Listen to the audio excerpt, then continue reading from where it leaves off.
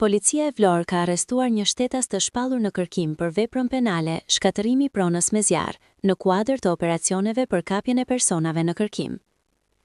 Specialistët për hetimin e krimeve në Komisariatin e Policisë Vlorë, në bashkëpunim me Komisariatin e Policisë nr. 6, bën të mundur lokalizimin, kapjen dhe ndalimin e shtetasit BB, 37 vjeç, banues në Vlorë. Sipas policisë, 37 vjeçari ishte shpallur në kërkim pasi gjykata e rrethit gjyqësor Vlorë, më datë 13 janar 2026, i kishte caktuar masën e sigurisë, arrest në burg, për veprën penale, shkatërimi i pronës me zjarr.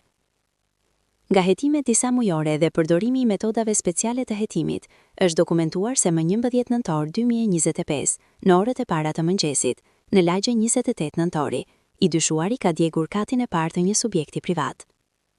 Pas arrestimit, materialet procedurale janë referuar Prokuroria e Vlorës për veptime të mëtejshme procedurale.